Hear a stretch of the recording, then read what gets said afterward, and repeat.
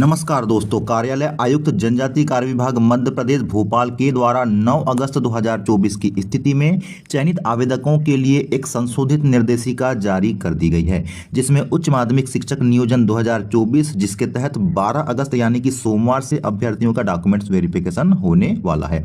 आपको बता दें कि इसके पहले जो निर्देशिका जारी की गई थी उसमें पात्रता परीक्षा के समय उपाधि धारित करने को लेकर कुछ निर्देश दिए गए थे, जिसमें कि मैंने रिसेंट में ही एक वीडियो भी बनाया था। उस बिंदु में यहां संशोधन कर दिया गया है, क्योंकि पहले जो बिंदु थे उसमें शैक्षणिक और व्यावसायिक योग्यता को लेकर जो निर्देश जारी किए गए थे उसके तहत काफी चयनित आवेदक बाहर हो रहे थे। तो अब जब बिंदु में संशोधन कर दिया गया है तो क्या कुछ चयनितों को यहाँ पे राहत मिलने वाली है या उनकी परेशानी यहाँ पे और बढ़ जाएगी, इस पर हम पूरी बात करेंगे और उपाय क्या हो सकते हैं इस पर भी चर्चा करेंगे। क्या ये नियम डीपीआई के चयनितों पर भी लागू होने वाले हैं, इसकी भी यहाँ पर बात करेंगे। लेकिन इसके साथ ही आपको एक बात और बता दें कि अतिथि शिक्षकों के अनुभव प्रमाण पत्र को लेकर भी निर्देशों में यहां पर एक संशोधन देखने मिल रहा है, जिससे अतिथि शिक्षक कैडर में चयनित अभ्यर्थियों की भी परेशानी बढ़ती हुई दिखाई दे रही है।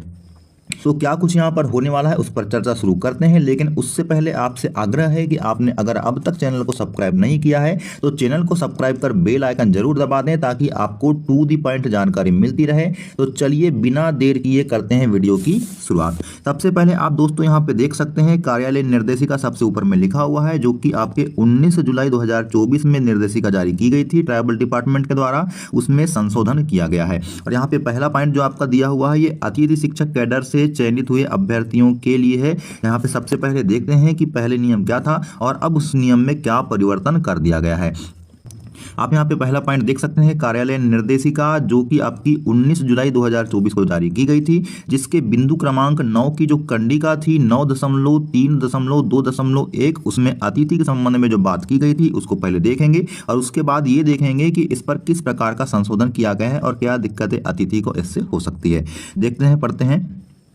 जिन अतिथि शिक्षकों ने जिस स्थान पर अतिथि शिक्षक के रूप में अध्यापन का कार्य किया है तथा उसी मुख्यालय से भिन्न स्थान से नियमित छात्र के रूप में उपाधि प्राप्त की है, तो इस अवधि को छोड़कर शेष अवधि में न्यूनतम 3 शैक्षणिक सत्र एवं 200 दिवस शासकीय विद्यालयों में अध्यापन कार्य किया गया है, तो अतिथि शिक्षक की अतिथि शिक्षक के रूप में अभ्यर्थिता मान्य की जाएगी, अन्यथा की स्थिति में अभ्यर्थिता अमान्य की जाएगी। मतलब साफ है दोस्तों कि अतिथि शिक्षक रहते हुए अगर आपने कोई रेगुलर उपाधि धारित की है और वह उपाधि आपकी उसी मुख्यालय से भिन्न स्थान से है, तो ऐसी स्थिति में आपको उस शैक्षणिक सत्र का अनुभव छोड़ना पड़ेगा और उसको छोड़ने के बाद आपके शेष जो अतिथि शिक्षक के सत्र हैं वो कम से कम आपके 3 शैक्षणिक सत्र होना चाहिए और उन 3 शैक्षणिक सत्रों में मिलाकर के कुल आपके 200 दिवस तक अध्यापन कार्य किया गया होना चाहिए, तब आपको कंसिडर किया जाएगा अतिथि शिक्षक कैडर में, अन्यथा की स्थिति में आपकी अभ्यर्थिता अमान्य कर दी जाएगी। लेकिन इस नियम पे आपके कंडिका 9.3.2.1 जिसको मैंने ऊपर पढ़कर सुनाया उसमें क्या संशोधन किए गए उसको भी हम यहाँ पे देख लेते हैं। संशोधन इस प्रकार है कि जिन अतिथि शिक्षकों ने जिस स्थान पर अतिथि शिक्षक के रूप में अध्यापन का कार्य किया है तथा उसी मुख्यालय से भिन्न स्थान से नियमित छात्र के रूप में उपाधि प्राप्त की है, तो इस अवधि को छोड़कर शेष अवधि में न्यूनतम 3 शैक्षणिक सत्र एवं 200 दिवस शासकीय विद्यालयों में अध्यापन कार्य किया गया है, तो अतिथि शिक्षक की अतिथि शिक्षक के रूप में अभ्यर्थिता मान्य की जाएगी, अन्यथा की स्थिति में अभ्यर्थिता अमान्य की जाएगी। न्यूनतम 3 शैक्षणिक सत्र में प्रत्येक सत्र में न्यूनतम 60 दिवस कार्य किया जाना अनिवार्य है। आपको बता दो दोस्तों कि नीचे की जो आपकी एक लाइन है इस यही आपका संशोधन है, बाकी ऊपर की चीजें सेम ही है। मतलब यहाँ पे ये बात कही गई है कि आपके 3 शैक्षणिक सत्र और 200 दिन तो होने ही चाहिए, लेकिन प्रत्येक शैक्षणिक सत्र में आपके कम से कम 60 दिन भी होना चाहिए। पहले वाले आदेश के तहत ये था कि अगर आपके 3 सत्र और उन 3 सत्रों में मिलाकर के 200 दिन हो जाते हैं, भले ही आपने तीसरे सत्र में केवल 20 ही दिन क्यों न पढ़ाया हो, तब भी आपकी अभ्यर्थिता मान्य की जाने की बात कही गई थी। लेकिन अब यहाँ पे आपका ये क्लियर कर दिया गया है कि आपके 3 सत्र और 200 दिन तो होने ही चाहिए, लेकिन यहाँ पे प्रत्येक शैक्षणिक सत्र में आपके कम से कम 60 दिन भी पढ़ाया हुआ होना चाहिए। इससे कई सारे अतिथि शिक्षक कैडर से चयनित हुए अभ्यर्थी बाहर हो जाएंगे दोस्तों। इसके पीछे का रीजन यहाँ पे ये है कि कई सारे जो अतिथि शिक्षक हैं वो उन्होंने केवल तीसरे सत्र में 20 या 25 दिन या 1 माह ही पढ़ाया है। तो अगर आपने 1 माह या 40 दिन भी पढ़ाया, 50 दिन भी पढ़ाया, तो ऐसी स्थिति में बाहर होने की भी संभावना आपकी प्रबल हो गई है। अब बता दूं दोस्तों कि इसके संबंध में डीपीआई के द्वारा किसी प्रकार के निर्देश जारी जारी नहीं किए गए हैं। ये फिलहाल का जो आदेश है यहाँ पे ट्राइबल डिपार्टमेंट का ही है। तो यहाँ पे ये सवाल भी उठता है कि क्या दोनों विभाग, जबकि परीक्षा दोनों की एक ही हुई थी और एक ही प्रक्रिया से गुजर रहे हैं, तो ऐसी स्थिति में अंत में क्या निर्देशिका में परिवर्तित करके अलग अलग विभाग अपने अलग अलग नियम चला सकते हैं? इस पर भी हम आगे बात करने वाले हैं। लेकिन इसके पहले दोस्तों हम एक और यहाँ पे बिंदु जिसमें कि संशोधन हुआ है उसकी भी बात करेंगे। आप यहाँ पे देख सकते हैं दूसरा पॉइंट जिसमें लिखा है कि बिंदु क्रमांक 9 की कंडिका 9.4। आपको बता दो दोस्तों कि यह वही कंडिका है जो पात्रता परीक्षा के जो डेट है उस डेट तक आपके उपाधि धारित करने के संबंध में थी। उसमें क्या कुछ संशोधन हुआ है उसकी बात करते हैं। लेकिन उसके पहले हमको ये देखना पड़ेगा कि ये 9.4 कंडिका में जो बिंदु है वास्तव में ये क्या है। आप देख सकते हैं यहाँ पे दोस्तों कि 19 जुलाई 2024 की स्थिति में ट्राइबल डिपार्टमेंट के द्वारा पहले जो निर्देशिका जारी की गई थी वो आपके सामने यहाँ पे है। इस निर्देशिका में हम 9.4 बिंदु को देखेंगे कि उस बिंदु में किस प्रकार के संशोधन यहाँ पे आपको देखने मिले। सबसे पहले आपके सामने यहाँ पे 9.4 बिंदु है दोस्तों, इसको ब्रीफ में हम पढ़ लेते हैं और इसका सटीक एनालिसिस करेंगे और वास्तव में क्या कुछ परिवर्तन इसमें हुए हैं इस पर भी चर्चा करेंगे। दोस्तों आपको हर एक बिंदुओं को बिल्कुल गौर से देखना है, कभी भी आपको वीडियो को ना तो स्किप करना है ना ही छोड़ करके जाना है, क्योंकि ऐसी स्थिति में आपकी क्लियरिटी नहीं हो पाएगी और आप भ्रम की स्थिति में ही रहेंगे। इसलिए अगर आप पूरी तरह से क्लैरिफिकेशन चाहते हैं तो इस वीडियो को जरूर अंत तक देखें। अब यहां हम बिंदु 9.4 को पढ़ने वाले हैं। उच्च माध्यमिक चयन परीक्षा 2023 की नियम पुस्तिका की कंडिका 10.5 में लेख है कि शिक्षक पात्रता परीक्षा में भाग लेने हेतु यह शर्त निर्धारित की गई थी कि ऐसे आवेदक जो निर्धारित शैक्षणिक और व्यावसायिक योग्यता मतलब यानी कि आपके पीजी या बीएड की योग्यता अर्जित करने के अंतिम वर्ष में है, पात्रता परीक्षा आवेदन अंतिम दिनांक 27 जनवरी 2023 वे भी पात्रता परीक्षा में बैठने हेतु मान्य होंगे। मतलब यहाँ पे साफ था कि 27 जनवरी 2023 जो कि आपकी पात्रता परीक्षा के आवेदन करने की अंतिम तिथि थी, उस दिनांक तक आपका अंतिम वर्ष में अध्ययनरत होना अनिवार्य था। मतलब आपका फर्स्ट ईयर कंप्लीट हो जाना चाहिए था, चाहे वो पीजी का हो या बीएड का हो। ऐसी स्थिति में ही आपको पात्रता परीक्षा में बैठने के लिए मान्य किए जाने की बात यहाँ पे कही गई है। और ऐसे अभ्यर्थी जो सेकंड ईयर में रहे होंगे वो चयन परीक्षा उपरांत यदि पात्र पाए जाते हैं तो मेरिट क्रम में शैक्षणिक योग्यता संबंधी जो अर्हता है वो अर्हता अर्जन की संदर्भ तिथि विभाग में जिस दिनांक को दस्तावेज मांगे जाएंगे उस दिनांक को प्रस्तुत करने होंगे। मतलब यहाँ पे साफ है कि जब आपके डॉक्यूमेंट्स अपलोड करने की तिथि आएगी उस दिनांक तक आपको पूरे शैक्षणिक योग्यता जो भी आप अंतिम वर्ष में रहे होंगे उसको कंप्लीट करने की बात यहाँ पे की गई है और प्रस्तुत करने की बात यहाँ पे की गई है।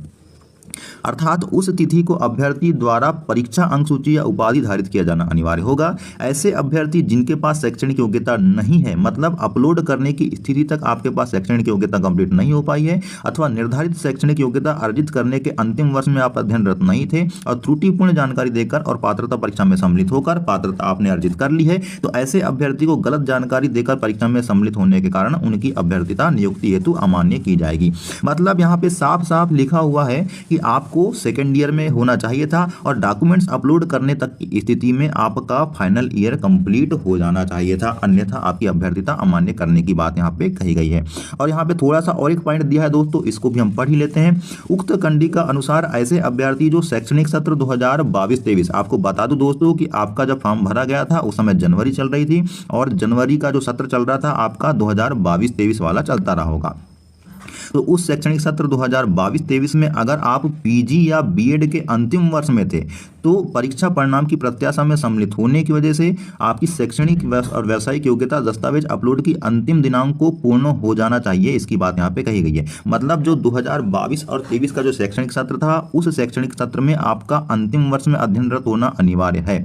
अगर कोई अभ्यर्थी ऐसा है जो 2022 और 2023 में पीजी या बीएड के फर्स्ट ईयर में था और 2023 और 2024 का जो शैक्षणिक सत्र था उसमें अंतिम वर्ष में था, तो उसकी अभ्यर्थिता को मान्य नहीं करने की बात यहाँ पे कही गई है। तो इस प्रकार की निर्देशिका में जो बिंदु थे, इस प्रकार के नियम इसमें दिए गए थे, लेकिन क्या कुछ इस नियमों में संशोधन किया गया है इसको भी हम यहाँ पे आगे देखते हैं। तो देखते हैं दोस्तों, संशोधन कुछ इस प्रकार से यहाँ पे दिया हुआ है। इस कंडिका 9.4 में अंकित अर्थात उस तिथि को अभ्यर्थी द्वारा परीक्षा अंक सूची या उपाधि धारित किया जाना अनिवार्य होगा का तात्पर्य 27 जनवरी 2023 तक परीक्षा अंक सूची या उपाधि धारित किया जाना अनिवार्य है, ना कि सत्यापन हेतु उपस्थिति दिनांक तक। देखो यहाँ दोस्तों ये बहुत ही कंफ्यूजिंग पॉइंट हो जा रहा है। कभी कभी इसका मतलब ये भी निकल रहा है कि 27 जनवरी 2023 तक आपका सेकेंड ईयर भी कंप्लीट हो जाना चाहिए, लेकिन ऐसी बात नहीं है दोस्तों। आपको बता दूं कि 27 जनवरी 2023 तक आपका प्रथम वर्ष पूरी तरह से कंप्लीट हो जाने की बात कही गई विदाउट एनी एटीकेटी।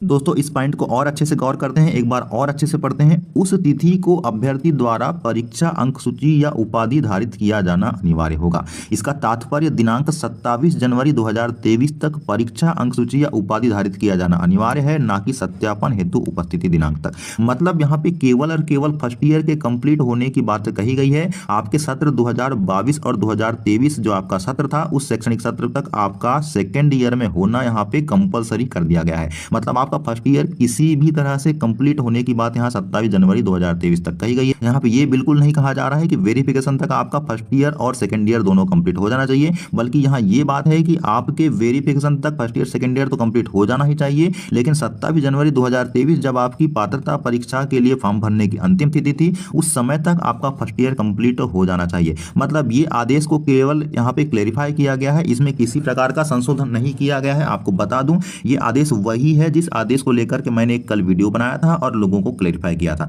मतलब कुछ भी यहाँ पे परिवर्तन दिखाई नहीं दे रहा है। परिवर्तन केवल इतना ही है कि अगर आप सेकेंड ईयर में रहे होंगे और आपका फर्स्ट ईयर कंप्लीट रहा होगा तभी आप अंदर हो सकते हैं, और यदि आप फर्स्ट ईयर में ही रहे होंगे, भले ही आपका अब सेकेंड ईयर कंप्लीट क्यों ना हो गया हो, आपको बाहर का रास्ता देखने में मिल सकता है। और दोस्तों डीपीआई के द्वारा भी यही आदेश जारी किया गया है। डीपीआई में भी किसी प्रकार का कोई यहाँ पे परिवर्तन नहीं है। दोनों विभागों द्वारा आपके उपाधि धारित करने को लेकर सेम आदेश यहाँ पे जारी किए गए हैं। हाँ, अतिथि शिक्षक के संबंध में जरूर डीपीआई के द्वारा प्रत्येक शैक्षणिक सत्र में 60 जो दिन होते हैं उन दिनों की बात नहीं की गई है, लेकिन क्या कुछ डीपीआई भी अपने निर्देशों में परिवर्तन करता है उसको भी यहाँ पे देखेंगे। अब यहाँ पे एक बात तो साफ है दोस्तों कि अतिथि शिक्षक कैडर से भी बहुत सारे अतिथि शिक्षकों के रिजेक्ट होने की संभावना यहाँ पे बढ़ गई है, और इसी के साथ ये संभावना भी बढ़ गई है कि इसमें वे अभ्यर्थी जो कि आपके सेकेंड ईयर में नहीं रहे होंगे, उनका फर्स्ट ईयर ही चलता रहा होगा और उन्होंने फॉर्म डाल दिया होगा, लेकिन चूंकि अब उनका सेकेंड ईयर भी कंप्लीट हो चुका है, लेकिन ऐसी स्थिति में भी विभाग उनको यहाँ पे कंसिडर नहीं करने वाला है और बाहर का रास्ता उन्हें देखने यहाँ पे मिल सकता है।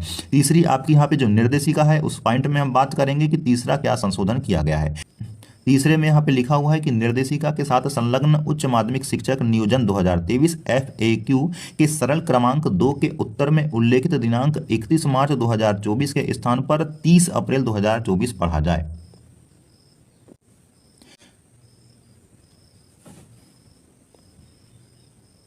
तो दोस्तों आप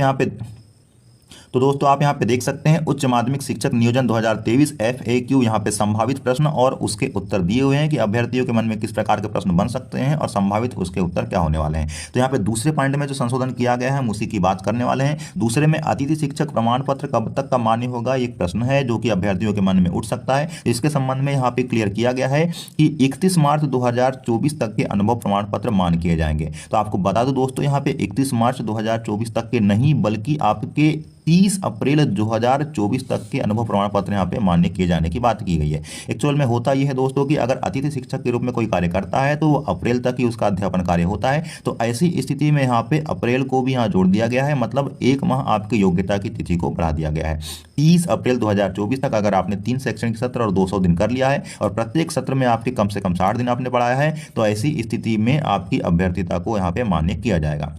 तो दोस्तों इस प्रकार के निर्देशिका में यहाँ पे संशोधन किए गए हैं। आपको बता दूं कि इस प्रकार के संशोधन से ज़्यादा तो नहीं, लेकिन कुछ अभ्यर्थियों को परेशानी जरूर होगी, लेकिन आप भी बिल्कुल धैर्य के साथ रहें, देखते रहें कि विभाग किस प्रकार से आगे भी अपनी कार्यप्रणाली को चलाता रहता है। हो सकता है कि विभाग के द्वारा समय समय पर और किसी भी प्रकार के परिवर्तन किए जाएँ, जैसे कि यहाँ पे अभी देखने को आपको मिल रहे हैं। लेकिन आगे जो भी हो दोस्तों, लेकिन अभी जो वास्तव में रियलिटी है आपको उसको मैंने बताया है।